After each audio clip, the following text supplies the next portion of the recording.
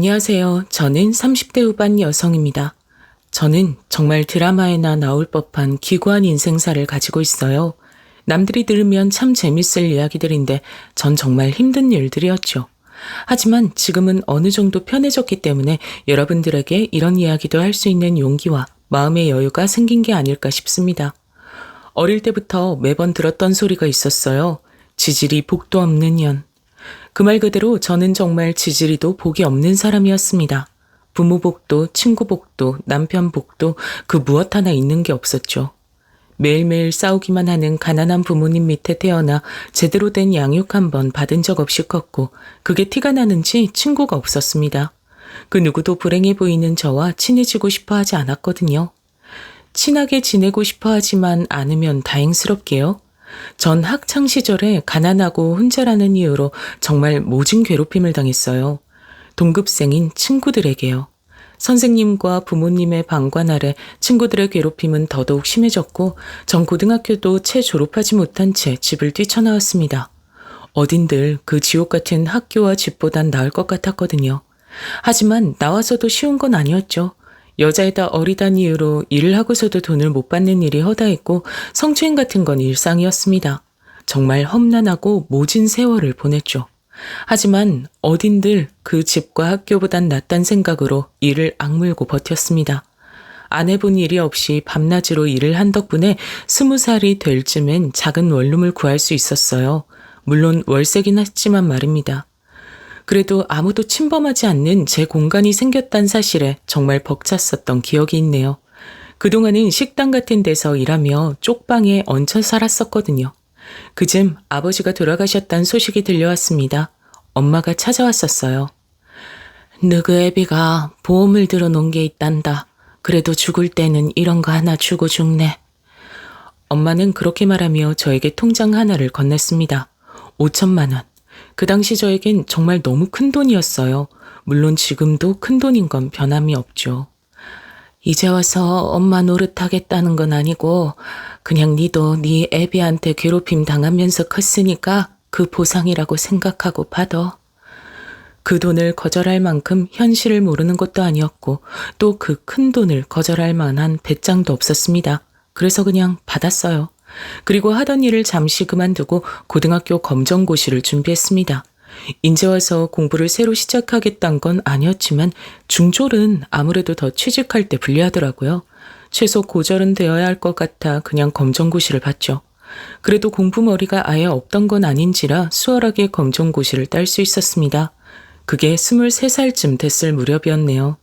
그리고 작은 건설 회사의 경리로 취직해 제 학벌로는 꽤 괜찮은 월급을 받으며 살았습니다.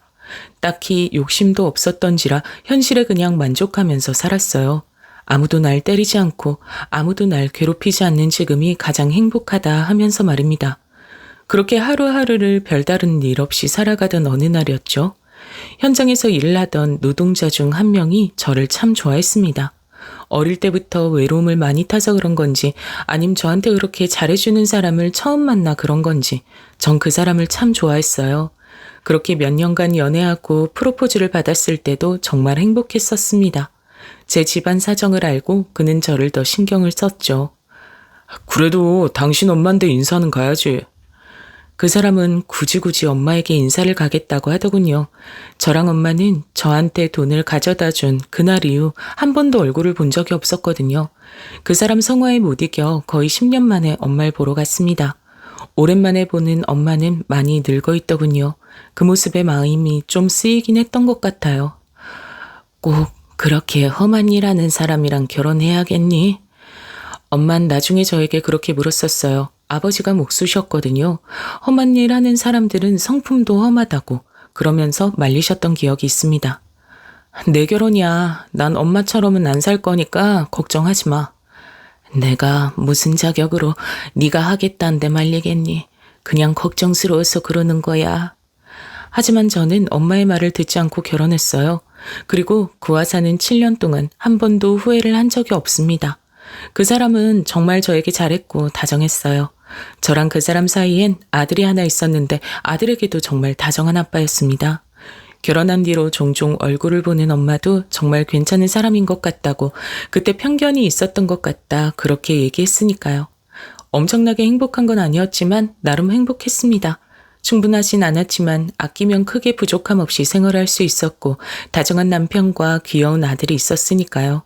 10대 시절 집을 막 뛰쳐나와 길거리에서 울던 과거의 저를 생각하면 정말 행복한 나날들이었죠. 하지만 그 행복은 오래가질 못했습니다. 지질이 복도 없는 년, 그 말의 저주에서 벗어났다고 생각했는데 아니었습니다. 형수님, 큰일 났어요. 그 전화를 받고 손을 발발 떨며 평소에는 절대 타지 않는 택시까지 잡아타고 남편이 있다는 응급실로 향했죠. 그곳엔 이미 숨을 거둔 남편이 누워 있었습니다. 믿기지도 않았고 믿고 싶지도 않았습니다. 그저 황망한 얼굴로 멍하니 서서 눈물만 뚝뚝 흘렸어요. 심장마비라고 하더군요.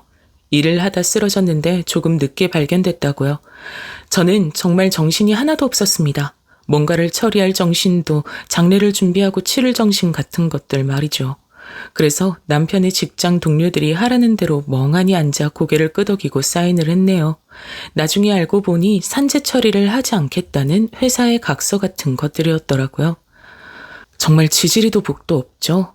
하루아침에 남편을 잃은 젊은 과부에게, 멍하게 앉아 울고만 있던 한 사람에게 그런 각서에 사인을 하라고 들고 온 회사 사람들이나 정신없는 틈을 이용해 저에게 사인을 받아간 남편의 직장 동료들이나 말입니다.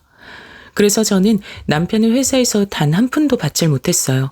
위로금이라고 지급해준 돈도 장례 비용으로 다 썼으니 제 수중에 남는 건 정말 하나도 없었습니다. 하루아침에 5살 난 아들을 혼자 키워야 하는 과부 신세가 됐네요. 그 사람은 보험 하나 제대로 들어놓은 게 없었거든요. 내 몸이 짱짱한데 보험은 무슨 보험? 그것도 한 달에 내야 할 금액이 꽤 되더라고. 그거 저축해서 우리 성준이 맛있는 거 한 번 더 사주지? 늘 그렇게 얘기했었거든요. 그래서 그 사람이 그렇게 죽고 나서 정말 저는 내몰리듯 일을 시작해야만 했습니다. 가진 게 없는 제가 혼자 어린애들을 키우려면 그래야만 했으니까요. 불행 중 다행인 건 너 일하는 동안엔 애는 내가 볼게. 뭐 어차피 어린이집 갔다 오면 몇 시간만 봐주면 되는데 뭐. 이제와 엄마의 도움을 받는 게 느끼진 않았지만 그때의 저는 그런 걸 가릴 처지가 되지 못했어요. 그래서 그냥 도움을 받기로 했습니다. 사무직에 취직하고 싶었지만 고졸의 경력이 많이 단절되어 있어 불가능에 가까웠죠. 그리고 그 다음엔 어렸을 때 하던 식당에도 취직했지만 그건 시간 맞추기가 너무 힘들었습니다. 아무래도 아이를 마냥 엄마에게 맡겨둘 순 없었기 때문에 일할 곳을 찾는 게 여의치 않았어요. 그러던 중 식당에서 알게 된 아주머니 한 분이 일자리를 제안해 주셨습니다. 세대같이 일손도 빠르고 깔끔하고 또 젊은 사람 원한 곳들이 있어. 그게 어딘데요?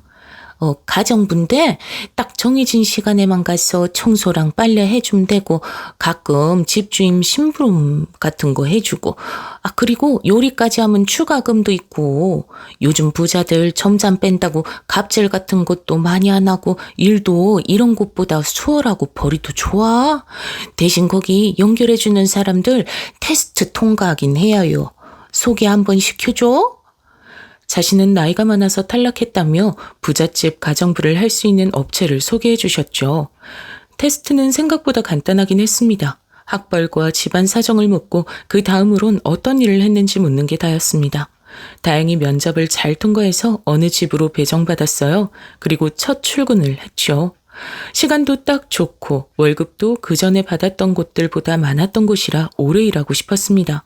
그래서 집주인에게 잘 보이고 싶은 마음에 단정히 입고 첫 출근을 했어요.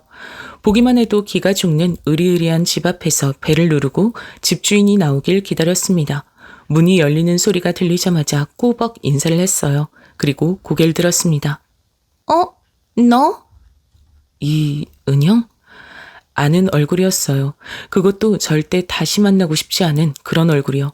다시 볼 일은 없을 거로 생각했던 얼굴이었는데 이렇게 만나게 되다니 이 악연에 하늘도 무심하시지란 말이 절로 나오더군요. 은영이는 제 중학교, 고등학교 동창이었습니다. 그리고 저를 괴롭힌 학교 폭력의 주동자였어요. 야, 임정아, 나 목말라. 시원한 얼음물 좀 갖고 와. 매점엔 얼음이 없어. 그럼 만들어서라도 가져와야 될 거 아니야, 이년아. 자기 뜻대로 안 되면 가차없이 발길질을 했어요. 그리고 반환해서 제가 그렇게 은영이에게 맡고 있어도 그 누구도 도와주지 않았습니다. 심지어 선생님조차요. 한 번은 맞다 도저히 버틸 수 없을 것 같아 신고했던 적도 있죠.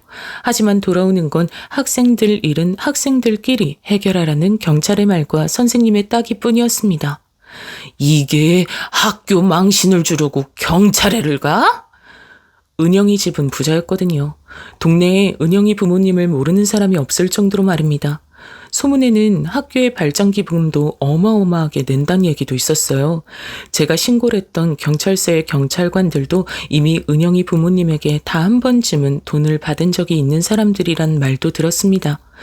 교무실에서 다른 선생님과 학생들이 다 보는 앞에서 담임에게 뺨을 수차례 맞아 얼굴이 퉁퉁 부은 채로 교실에 들어갔죠. 그 교실에 들어가자마자 저에게 펼쳐진 상황은 그 전보다 더 지옥이었습니다. 제 몸으로 걸레를 빤 물이 부어졌죠. 그러고는 냄새가 난다며 은영이는 자기 코를 막았어요. 너한테 걸레 냄새 나는 거 알아? 제가 울면서 대답했어요. 네가 지금 걸레 빤 물을 부었잖아. 은영이가 제 말을 듣고선 비웃더군요. 아니, 원래도 너한테는 항상 그 걸레 빤 시큼한 냄새 같은 게 났어. 몰랐어? 진짜 몰랐어요. 저한테 그런 냄새가 난다는 사실을 말입니다. 없지만 그런 티를 내지 않기 위해서 제일 자주 했던 게 목욕과 빨래였는데 집안에서 나는 쿰쿰한 냄새는 숨길 길이 없었나 보더라고요. 은영이의 그 말에 얼굴이 확 달아올랐습니다. 정말이지 너무 부끄러웠어요. 그래서 네 주변에 아무도 안 가는 거잖아. 너한테 냄새 나서. 그러고는 은영이는 제 옆에도 오기 싫다는 듯 주위의 물건들을 저한테 하나씩 집어던졌습니다. 아주 세게 말이죠. 그러면서 말을 이어갔어요. 경찰에 신고를 해? 네가 아직 나한테 덜 맞았지? 그지? 미안. 뭐? 정화야, 잘 안 들려. 미안. 은영이가 깔깔거리며 큰 소리로 웃더군요. 그러고선 금방 정색하며 절 바라봤습니다. 이 세상에 네 편이 있을 것 같아? 심지어는 너희 엄마 아빠도 네 편 아닐걸? 내가 너를 죽도록 패도 아무도 널 도와주지 않아. 그걸 아직 모르겠니? 은영이의 말을 듣는데 그저 절망 말고는 아무것도 할 수 없더라고요. 정말 이 세상에 아무도 제 편이 없는 것 같았습니다. 집에 가면 아빠에게, 학교에 오면 은영이에게 맞으면서 매일 죽고 싶다는 생각만 하며 지낼 거로 생각하니 정말이지 끔찍하더라고요. 그래, 내가 없어지는 수밖에 없겠지. 그날이었습니다. 제가 집을 나온 날 말입니다. 그리고 지금 거의 20년 만에 저를 그렇게 거리로 내몰았던 동창을 만난 겁니다. 정은영을 말이죠. 너 맞지, 임정화? 은영이는 절 한눈에 알아보더군요. 저도 한눈에 알아봤어요. 어떻게 잊을 수 있겠습니까? 그 얼굴을요. 아, 그래. 오랜만이다. 우리 집에 오기로 한 가정부가 너야? 제가 대답을 하지 못하고 고개를 숙였어요. 당장이라도 그때처럼 이 집을 뛰쳐나가서 도망가고 싶었지만 눈앞에 아들의 얼굴이 아른거렸습니다. 저는 돈이 없었고 돈을 벌어야만 했죠. 가만히 저를 보던 은영이가 씩 웃으며 손을 내밀더군요. 제가 얼떨떨한 얼굴로 그런 은영이를 바라봤어요. 뭐해? 악수하자고 하잖아. 손을 잡았습니다. 은영이는 씩 하고 웃대요. 고등학교 때 그대로였습니다. 아니, 그때보다 더 이뻐져 있었어요. 그리고 두르고 있는 모든 것들이 정말이지 비싸 보였습니다. 그래, 그동안 어떻게 살았어? 결혼 안 했어? 남편이 뭐 하는 사람이길래 부인을 이런 일을 하게? 결혼은 했었는데 남편이 얼마 전에 심장마비로. 저도 모르게 은영이에게 다 이야기하고 있더군요. 그때처럼 말입니다. 어머, 미안. 괜한 걸 물었나 보다. 애는 있고? 올해 5살. 아들 하나 있어. 우리 애도 5살인데 나도 아들이야. 그래? 우리가 인연은 인연인가 보다. 이렇게 다 만나고? 너 그때도 참 손 빠르고 깔기만 했는데, 그치? 언제나 은영이가 시키는 일이라면 빠르게 움직였고 항상 은영이 주변을 깔끔하게 치웠던 과거의 제가 떠올랐습니다. 나는 너만 괜찮으면 너 우리 집에서 일하는 거 좋아. 너 어때? 순간 다행이란 마음과 함께 싫다는 마음이 동시에 들었어요. 은영이가 어떤 앤지 그 누구보다 잘 알았기 때문에 그녀가 집주인으로 있는 집에서 가정부로 일하는 게 끔찍했습니다. 하지만 거절할 수도 없었죠. 저는 돈을 벌어야 했으니까요. 나도 좋지. 제가 그렇게 대답하니 은영이가 씩 하고 웃더군요. 그리고 미묘한 표정으로 말했습니다. 그럼 호칭 정리부터 하자. 우리가 아무리 친구라지만 어쨌든 나는 네 고용주고 너는 내 고용인인데 반말하는 건 좀 그렇잖아. 앞으로는 그냥 사모님이라고 부르고 존댓말 써줬으면 좋겠어. 그럴게요. 그래, 좋다. 그리고는 은영이가 웃으며 일어났습니다. 아, 너 요리도 잘하지? 그때 그랬던 것 같은데 아닌가? 네. 그럼 추가금도 줄 테니까 매일 저녁 좀 차려줘. 그이가 집밥을 먹고 싶어 하는데 내가 손에 물을 묻혀본 적이 있어야지. 뭘로 하면 될까요? 오늘은 대충 네가 냉장고 안에 있는 걸 보고해. 다음부턴 내가 그이한테 물어보고 메뉴 알려줄게. 그렇게 말하고는 은영이는 방으로 들어갔죠. 그리고 방 안에서 깔깔거리는 소리와 함께 누군가와 통화를 하는 말소리가 얼핏 들려왔습니다. 그래, 걔 걸레 냄새 나던. 그래, 걔가 우리 집 가정부로 왔다니까. 완전 웃기지. 역시 사람 팔자는 안 바뀌어. 여전히 그렇게 살고 있잖아. 일부러 그러는 건지 아님 저를 사람 취급하지 않아 듣든 말든 상관치 않는 건지 은영이는 시끄럽게도 통화를 했죠. 그 소리를 밖에서 듣고 있는데 다리에 힘이 풀리더군요. 다시 그 끔찍했던 그 교실에 서 있는 것 같은 기분이 들었습니다. 하지만 그렇다고 이번엔 도망갈 수 없었어요. 저는 한 아이의 인생을 책임져야 하는 엄마였습니다. 그 사실이 저를 그곳에서 벗어날 수 없게 만들었죠. 스스로 괜찮다고 몇 번이나 되뇌며 부엌으로 들어가 냉장고를 열었습니다. 정말 신선하고 비싸 보이는 재료들이 가득하더라고요. 딱 봐도 값비싸 보이는 재료들이었죠. 이런 비싼 것들로 집밥이라. 좋은 재료로 만들면 뭐든 맛있긴 하겠네 하고 중얼거리며 음식을 만들기 시작했어요. 값비싼 해물들이 잔뜩 들어간 된장찌개와 각종 반찬을 만들고 있으니 은영이가 나오더군요. 난 이래서 집밥이 정말 싫은데. 냄새 나잖아. 음식을 하는데 냄새를 안 나게 할 순 없는 노릇이니 뭐라 대답을 하지도 못하고 머리만 긁고 있는데 은영이가 씩 웃으며 그러더군요. 너한테 하는 말 아니야. 왜 그렇게 쫄아? 누가 보면 내가 너 괴롭히는 줄 알겠다. 남편한테 하는 소리야. 하도 집밥 타령을 해대서 내가 짜증나 죽겠거든. 정말 꼭 한식을 이렇게 챙겨 먹어야 하는 이유가 뭐냐고 대체. 은영이는 그렇게 구시렁거리며 정말 냄새가 맡기 싫다는 듯 다시 방으로 쏙 들어가더군요. 그리고 얼마 뒤 음식이 다 되어갈 쯤 도어락 열리는 소리가 들렸죠. 그리고는 누군가 들어오는 소리가 들렸어요. 우리 집에서 이런 냄새가 나? 나 집밥 먹고 싶다고 한 거 드디어 들어주는 거야? 다정한 목소리로 그렇게 말하며 들어오는 사람은 다름 아닌 은영이의 남편이었습니다. 웃으면서 부엌으로 들어왔는데 처음 보는 사람이 있어 당황한 것 같더라고요. 제가 꾸벅 인사를 했습니다. 안녕하세요. 누구세요? 저는... 그때 은영이가 문을 열고 밖으로 나왔어요. 그리고 정화야. 오빠 언제 왔어? 아직 퇴근 시간 좀 이르지 않아? 은영이는 조금 전 저를 부르던 목소리에서 완전 톤이 달라지더라고요. 애교와 애정이 가득 섞인 목소리였습니다. 은영이의 남편이 저와 은영이를 번갈아 보며 물었죠. 아는 분이셔? 그게... 오늘부터 우리 집에서 일해주시기로 하신 분이야. 인사해. 안녕하세요. 근데 당신 방금 정화라고. 얘기하자면 길어. 내가 나중에 설명해줄게. 일단 밥부터 먹어 자기야. 집밥 노래를 불렀잖아. 은영이의 남편이 어리둥절한 얼굴로 저와 은영이를 번갈아 보더니 옷을 갈아입으려는 듯 겉옷을 벗으며 방 안으로 들어갔죠. 방문이 닫히고 은영이가 예전의 그 모습이 떠오르는 살벌한 얼굴로 제게 말하더군요. 너는 그냥 다 맞다고만 해. 알겠지? 내가 남편한텐 다 알아서 설명할 테니까. 남편이 너한테 뭐 물어보면 그냥 맞다고만. 은영이의 그 말에 제가 고개를 끄덕였어요. 은영이는 만족스럽단 듯 웃었습니다. 와, 이거 너무 맛있는데요? 은영이의 남편이 한 입을 먹을 때마다 감탄하더라고요. 엄마를 닮아 원래 솜씨가 좋은 편이긴 했죠. 게다가 어릴 적에 식당 일을 오래 하기도 했었고 말이죠. 은영이는 남편의 그 연신 터지는 반응에 자기도 슬쩍 한 입 먹어보더군요. 맛있네. 그리고는 새초롬하게 그렇게 말했습니다.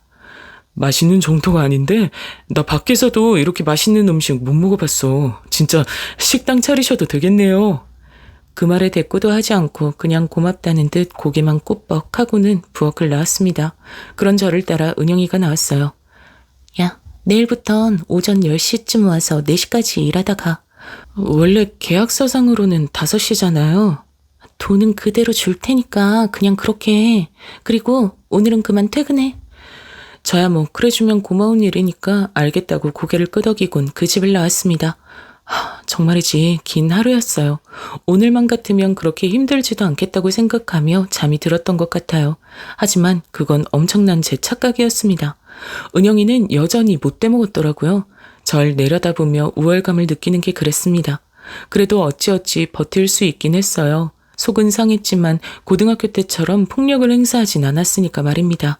하지만 그것 또한 제 착각이었죠. 기분 탓인가? 네? 너한테 아직도 그 냄새가 나는 것 같아. 순간 제 머리가 하얘지더라고요. 그 뒤에 은영이가 무슨 말을 뱉을지 너무 잘 알고 있었습니다. 그리고 그 말은 정말 그녀의 입을 뚫고 나왔어요. 덜 마른 걸레 냄새. 그러고는 은영이가 하며 자기 코를 막고 방으로 들어가더군요. 그런 냄새가 난리 없었습니다. 저는 이제 그때 살았던 반지하에 더 이상 살지도 않고 손으로 빨래를 하지도 않아요. 그날 오전부터 은영이는 어딘가 기분이 좋지 않아 보였는데 하루 종일 저에게 화풀이를 하다가 정점을 찍은 거였죠. 은영이가 방으로 들어가자마자 제 눈에서 뚝 하고 눈물이 흘렀어요. 다시 저는 그때 그 교실에 서 있는 18 어린 시절로 돌아가 있었습니다. 걸레밥물을 뒤집어 쓴 그때 그 아이 말이죠. 눈물이 먼저 났고 그 다음에는 화가 났어요. 화가 났지만 그때나 지금이나 저는 여전히 은영이에게 뭔가 할 수 있는 처지가 되지 못했습니다. 여전히 세상은 은영이 편이었으니까 말이죠. 그리고 퇴근을 하는데 집 앞에서 은영이의 남편과 마주쳤어요. 제가 꾸벅 인사를 하니 말을 걸어오더라고요. 은영이랑 고등학교 동창이시라면서요? 은영이가 그런 얘기를 했나 싶어 그냥 뚫어져라 봤더니 은영이의 남편은 은영이가 해준 얘기를 술술 뱉었습니다. 은영이는 제가 처지가 어려워 도와주는 거라 했고 제가 그냥은 받을 수 없어 집안일을 해주겠다 나섰다고 했다더군요. 존댓말도 제가 알아서 그렇게 하는 거라면서요. 다 맞다고 하라던 은영이의 협박 아닌 협박이 떠올라 고개를 끄덕였죠. 그러다 번뜩 그런 생각이 들었어요. 이 복수를 한다면 이 방법이 최고지 않을까 그런 생각 말입니다. 바로 은영이의 남편을 빼앗는 그런 복수요. 은영이의 남편은 사업을 하는 사람이었어요. 아버지에게 물려받은 중소기업을 운영 중이었죠. 그 회사가 절대 망할 리 없는 알짜 기업이라고 은영이가 떠드는 소리를 들은 적 있습니다. 자기가 친구들 중에 시집을 제일 잘 왔다면서 말이죠. 은영이네 집도 부자긴 했어요. 물론 본인 남편만큼은 아니었지만 말이죠. 은영이는 학교를 졸업하자마자 선을 봐서 남편과 결혼했다더군요. 그런데 오랫동안 아이가 생기지 않아 고생했고 늦게 얻은 아들을 그래서 남편이 더 이뻐 죽는다고 말이죠. 하지만 정작 은영이는 자기 아들에게 큰 애정이 없어 보였습니다. 언제나 자기가 더 중요한 것처럼 굴었죠. 아이가 자지러지듯 울어도 손에 팩을 하는 중이라며 가만 보고만 있던 걸 제가 출근하고 아이를 달랬으니까 말입니다. 아무튼 머릿속으로 그 생각이 확 스쳐 지나가자 저도 모르게 본능적으로 살짝 웃으며 은영이의 남편을 바라봤습니다. 제가 표정이 풀리니 그도 웃으며 묻더군요.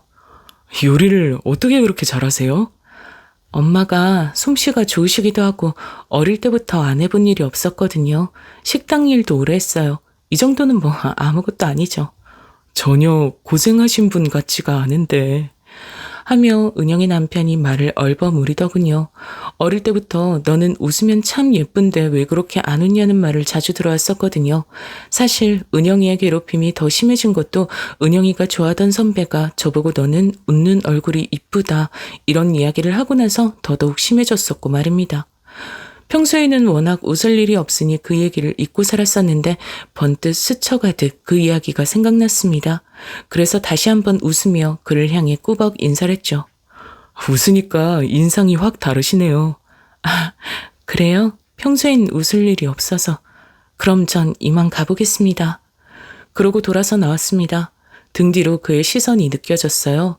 그 뒤로 바로 자주 은영이의 남편을 볼 일은 없었습니다. 제 퇴근 시간이 빨랐거든요. 하지만 종종 마주치거나 할 때면 언제나 웃었어요. 그는 분명히 저에게 호감을 느끼는 듯 했습니다. 이런 걸 잘 모르는데도 그런 감정 같은 것들이 느껴졌으니까요. 그리고 어느 날 흘러가듯 회사에서도 자꾸 집에서 먹는 밥이 생각난다는 이야기를 듣고 아침부터 도시락을 준비해 은영이의 남편이 출근하는 시간에 맞춰 일찍 갔어요. 그러고선 출근하는 그의 손에 은영이 몰래 도시락을 쥐어주기도 했습니다. 이 집에 있는 것만큼 좋은 재료로 만든 건 아니라 맛이 그만큼 있을진 모르겠어요. 어이구, 이렇게 신경을 다 써주시고 감사합니다. 그리고 도시락을 건네주며 일부러 슬쩍 손을 부딪히기도 했죠. 그가 흠칫하고 놀라는 게 느껴졌습니다.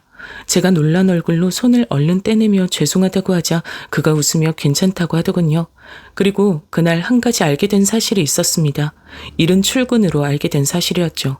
집에 들어가니 아이는 자는지 고요하더군요. 그래서 거실에 널브러진 옷가지들과 부엌에 식기들을 하나둘 정리하고 있을 때 안방에서 통화 소리가 들려왔습니다. 모른다고. 당연히 모르지. 왜? 알았으면 좋겠어? 그럼 너도 더 이상 나한테 돈 못 받아, 이 개자식아.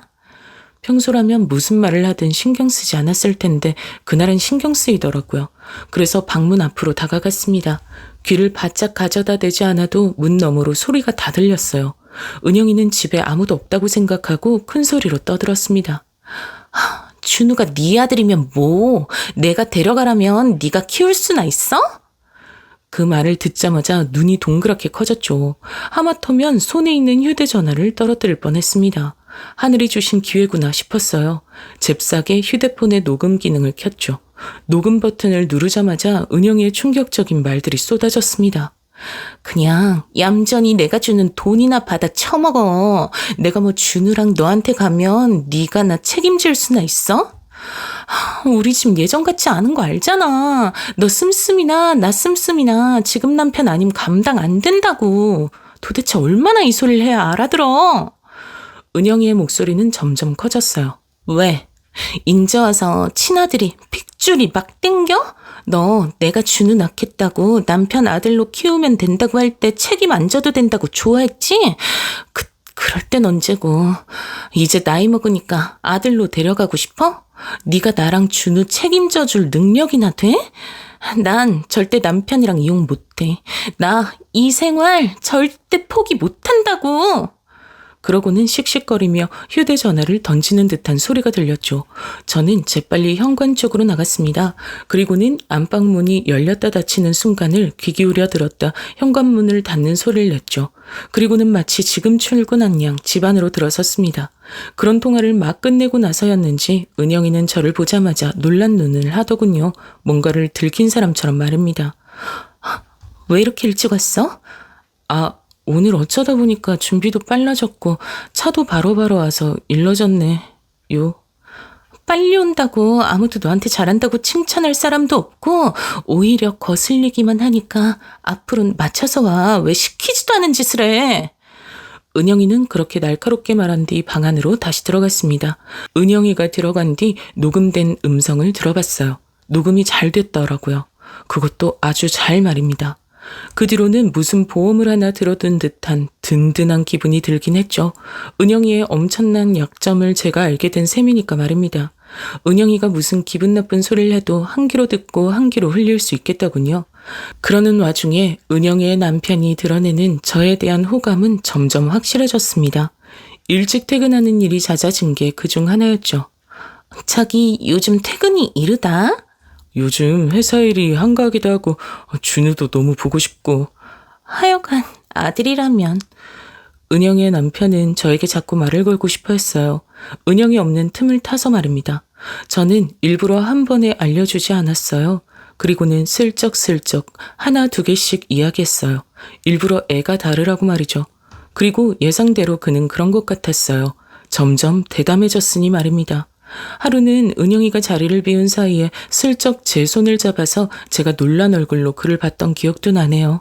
저희는 점점 가까워졌어요. 그리고 밖에서 약속하고 만나는 사이가 됐고 사이가 더없이 깊어졌습니다. 거기까지 가는 거에는 얼마 걸리지도 않았네요. 은영이는 뭐랄까 좀 사람 냄새가 덜 나는 것 같아. 애가 좀 차갑긴 하죠. 당신이랑 있으면 진짜 외롭지가 않아서 좋아. 제가 느끼기에 그는 저에게 완전히 빠져 있었습니다. 하지만 저는 그 무엇도 바라지 않았어요. 뭘 바라냐는 질문에도 늘 아무것도 필요 없다고 말했죠. 언제라도 떠날 수 있다는 듯 말했습니다. 그는 그런 저에게 더 애끌어했어요. 당신은 진짜 언제라도 훌쩍 떠나버릴 것 같아. 제가 고등학교 때 집을 나왔다고 이야기하고 나선 더더욱 그렇게 느끼는 것 같더라고요. 하지만 그런 그의 말에도 웃기만 하고 대답은 하지 않았습니다. 그렇게 느끼라고 말이죠. 그는 점점 더 저에게 빠져드는 게 느껴졌어요. 하루 종일 당신이랑만 있고 싶어. 일찍 만났으면 더 좋았을걸. 나 같은 여자랑 당신이 만날 일이 뭐가 있었겠어요. 은영이 남편이 저에게 푹 빠져서 정신을 차리지 못하고 있을 즈음 은영이의 히스테릭은 점점 더 심해졌습니다. 아무래도 남편이 외박도 잦고 어딘가 자신에게 관심이 떨어져 가고 있단 걸 직감적으로 아는 것 같았습니다. 여자의 직감은 늘 무서울 정도로 정확하잖아요. 대체 어떤 년이냔 말이야. 회사 년인가? 아님 전에 친해 보이던 그 동기 년인가? 그 상대가 저란 건 상상도 못하는 것 같았지만 말입니다.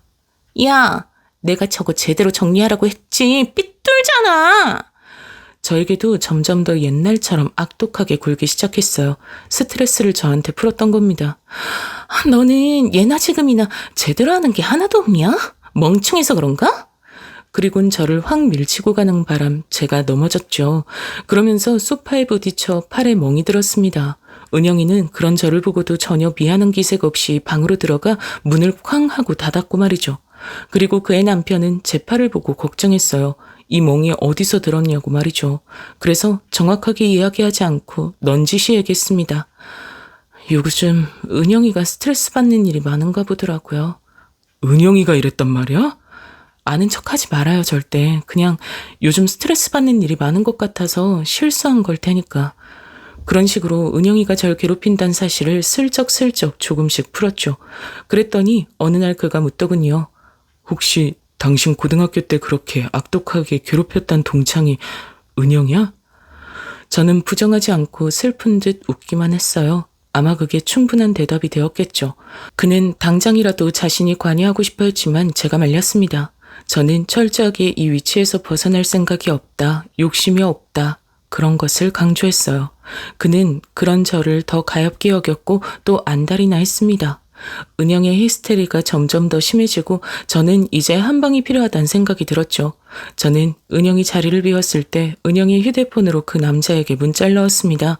집으로 오라는 문자를 말입니다. 집에 비밀번호와 함께요. 그리고 은영이 남편에게도 문자를 보냈어요. 아무래도 알아야 할 것 같다고 하면서 그 녹음 파일을 말입니다. 나 혼자만 알고 그냥 모른 척 하려고 했는데 난 이제 당신을 너무 사랑하니까 그럴 수가 없었어요. 하고 문자를 남기곤 걸려오는 전화를 받지 않았습니다. 그러고는 은영의 그 불륜남이 오는 시간에 맞춰 일부러 은영에게 시비를 걸었습니다. 준우, 네 남편 애 아니지? 제 말에 은영의 얼굴이 사색이 되더군요. 네가 그걸 어떻게... 너 통화하는 거 들은 적 있어? 은영이는 잠시 당황하는 것 같더니 오히려 뻔뻔하게 나오더군요. 뭐 예상 못한 바는 아니었습니다. 그래서 뭐? 증거 있어? 너 같은 년 말을 누가 믿어주는데? 정아야, 내가 늘 말했지만 세상은 언제나 가진 사람들 편이야. 너 같은 거지 새끼들이 아니라. 그래, 넌 그때도 항상 그렇게 말했었지. 어떻게 나이가 들어도 하나도 변하는 게 없냐? 은영이가 픽 하고 웃더군요. 내가 왜 변해야 되는데? 변할 필요가 없잖아. 그렇죠. 은영이 말이 맞긴 합니다. 은영이 같이 가진 사람들은 변하지 않아도 알아서 다들 떠받들어 주니까 그럴 필요가 없었겠죠. 그래도 이제 넌 변해야지. 네가 가진 약점이 이렇게 큰데. 제 말에 은영이가 제 어깨를 손가락으로 기분 나쁘게 툭툭 밀기 시작하더군요. 네가 그 비밀 좀 알았다고 대단히 뭔가라도 주게 된 것 같아? 너 같은 년 말은 절대 아무도 안 믿어준다니까. 그리고 준호 아빠는 내 남편이 맞아. 내가 맞다면 그런 거야. 그 새끼고 너고 하여간 없는 것들이 욕심만 쳐 많아서 주제도 모르고 어딜 덤비길. 그때 누군가의 목소리가 들려왔습니다. 야, 네가 말한 그 새끼가 혹시 나야? 언제부터 서 있었는지 어떤 남자 하나가 서 있더군요. 그 불륜남인 듯 했습니다. 은영이의 얼굴이 새하얗게 질리기 시작했으니까요. 네가 여기 어떻게... 왜 왔어? 네가 오라며 집 비밀번호까지 알려줘 놓고 왜 이제 와서 시침이야? 은영이는 그제야 상황 파악이 된 듯 저를 노려봤습니다. 너야? 네가 꾸민 짓이야, 감히? 네가 나를 상대로? 은영이는 사정없이 제 뺨을 내리쳤습니다. 제가 버티고 서 있자 연속으로 내리쳤습니다. 저는 일부러 대응하지 않았어요. 이제 곧 그가 올 걸 알고 있었으니까요. 제 얼굴이 퉁퉁 붓고 입술 주변에선 피가 나기 시작했어요. 은영이가 어찌나 살벌하게 저를 때렸는지 그 불륜남이 나서서 말릴 정도였으니까요. 그때 반가운 목소리가 들려왔습니다. 지금 이게 뭐 하는 짓이야? 모두가 그 소리에 시선을 돌렸고 은영이와 그 불륜남의 얼굴은 사색이 됐습니다. 당신이 왜 지금 이 시간에... 은영이는 당황했지만 이내 그것도 제가 한 거라고 결론을 내린 모양이더라고요. 이미 바닥에 쓰러져 있는 저를 무서운 눈으로 노려봤죠. 은영이의 남편은 바닥에 쓰러져 있는 저와 엉망이 된 제 얼굴을 보고 놀라서 저에게 다가와 절 일으켜 세웠어요. 괜찮아? 남편의 그런 모습에 은영이의 눈이 다시 한번 커졌습니다. 둘이 언제 반말할 정도로 친해졌어? 설마 당신 바람난 여자가 얘야? 당신 미쳤어? 어떻게 이런 년이랑, 이런 가정부 따위랑? 누가 할 소리를 하는 거야 지금? 준우가 내 아들이 아닌 게 정말이야? 어? 은영이는 입을 다물었습니다. 그리고는 상황 파악을 하듯 눈을 굴리기 시작했죠. 잠시 뒤 생각이 끝났는지 자신의 남편에게 매달려 애원하기 시작했습니다. 여보, 내가 잘못했어. 진짜 실수였어, 정말. 지우려고 했는데 애는 안 생기지. 다들 기다리곤 있지. 그래서 나도 모르게... 그래서 거짓말한 거야. 진짜 실수야. 난 당신밖에 없고 당신만 사랑하는 거 알지? 당신도 실수했으니까 우리 서로 한 번만 용서하자. 어? 그리고 여보나 나나 저런 사람들이랑 살 것도 아니잖아. 어? 은영이는 정말 끝까지 저와 그 불륜남은 사람 취급을 하지 않았어요. 그리고 은영이 남편은 은영이를 용서할 생각이 없어 보였죠. 매달리는 은영이를 뿌리치고 저의 손을 잡고 그 집을 나왔습니다. 뒤에서 은영이가 악을 쓰듯 소리를 지르는 게 들려왔습니다. 그 뒤로 은영이와 은영이의 남편의 이혼 소송이 빠르게 진행됐습니다. 유전자 검사 결과 준우는 그의 친자가 아닌 것으로 나왔어요. 그 빼도 박도 못하는 증거 때문에 은영이는 결국 한 푼도 받지 못하고 쫓겨나듯 이혼당했습니다. 저와 자기 남편의 불륜을 주장했지만 증거가 불충분했기 때문에 받아들여지지 않았죠. 그리고 얼마 지나지 않아 그는 저에게 청혼했습니다. 전 솔직히 놀라긴 했습니다. 저같이 가진 것 없고 부족한 사람과 정말 결혼까지 할 생각을 하는지 몰랐거든요. 하지만 그는 정말 진심으로 보였습니다. 일부러 접근한 게 미안해질 정도로 말입니다. 망설였지만 저도 이미 그 사람을 좋아하고 있었어요. 그리고 그 사람은 제 사정과 처한 처지를 모두 알고도 저와 결혼을 하고 싶어하는 사람이었죠. 그 사실만으로 너무 감사했습니다. 그렇게 저는 그 사람과 결혼했어요. 식은 간소하게 치렀고요. 그 사람 집에서 엄청난 반대가 있을 줄 알았는데 그렇지 않은 것도 의외였습니다. 알고 봤더니 그 사람이 이미 몇 번이나 사정사정해서 허락받았다고 하더라고요. 지지리도 복이라고 넘는 박복한 년은 이제 없어졌어요. 저는 이제 한강이 훤히 내려다 보이는 집에서 사모님 소리 들으며 살고 있으니 말입니다. 사랑하는 남자와 함께요. 제 아들은 당연히 제가 키우고 있습니다. 남편도 그러자고 한 부분이고요. 처음엔 엄마가 그런 집안은 싫어할 거라며 자신이 키우겠다 했지만 그건 제가 싫었습니다. 그리고 얼마 지나지 않아 남편의 아이를 임신하기도 했고 말이죠. 은영이는 이혼을 당한 뒤 당연하게도 절 몇 번이나 찾아와 행패를 부렸습니다. 이제는 뒤바뀐 처지를 받아들이지 못하는 듯 보였어요. 상당히 자존심 상해했고 상당히 괴로워했으며 이 현실을 믿고 싶어 하질 않았습니다. 그러다 경찰서에까지 한번 가고 나서야 더 이상 찾아오지 않았어요. 은영이를 마지막으로 본 날 제가 이렇게 말했던 기억이 납니다. 은영아, 이제 너한테서 냄새가 난다. 네가 예전에 그랬잖아. 없는 집 애들한텐 특유의 냄새가 난다고. 아, 이제 알겠어. 네가 무슨 냄새를 말한 건지 말이야. 야! 은영인 정말 큰 비명을 질렀습니다. 그리고는 눈물을 흘리며 자기 옷에 냄새를 맡기 시작했습니다. 그 모습을 보고 돌아섰죠. 그리고 얼마 지나지 않아 들은 소식으론 그 불륜남과 살림을 합쳤다 하더라고요. 하지만 그 씀씀이를 감당하지 못해서 그 남자에게도 금방 버림을 받았다 들었습니다. 그 와중에도 아들은 두고 나왔다고 하더군요. 저는 행복하게 잘 지냅니다. 이제 더 이상 예전 일을 떠올려도 힘들거나 고통스럽지 않아요. 제 인생이 이렇게 바뀔 거라곤 한 번도 생각해 본 적 없지만 말입니다. 결혼 전에는 그렇게 제가 한 밥을 좋아하던 남편이 제가 임신하니 제 손에 물 한 방울 묻히는 걸 겁내하는 모습을 보는 것도 행복하네요. 물론 누군가를 부리고 사모님 소리를 듣는 게 아직은 많이 어색하긴 하지만 말입니다. 분명 누군가는 저를 비난할 겁니다. 그래봤자 너도 불륜녀 아니냐고 말이죠. 그건 저도 언제나 생각하고 감수해야 하는 부분이라고 생각해요. 또 그 부분에 있어서는 저도 할 말이 없고 말입니다. 하지만 저는 후회하지 않습니다. 지금 누리는 것들 때문만은 아니죠. 저는 은영이를 용서할 수 없었으니까요. 물론 복수심으로 시작된 일이었지만 저는 지금의 남편을 진심으로 사랑합니다. 과거에 그렇게 접근했던 게 너무 미안할 정도로 말입니다. 살아가면서 2배, 3배 잘할 생각입니다. 굉장히 긴 이야기라고 생각했는데 끝을 내려고 보니 또 짧게 느껴지기도 하고 지난 시절이 꿈 같기도 하네요. 긴 얘기 들어주셔서 감사합니다. 좋은 하루 되세요.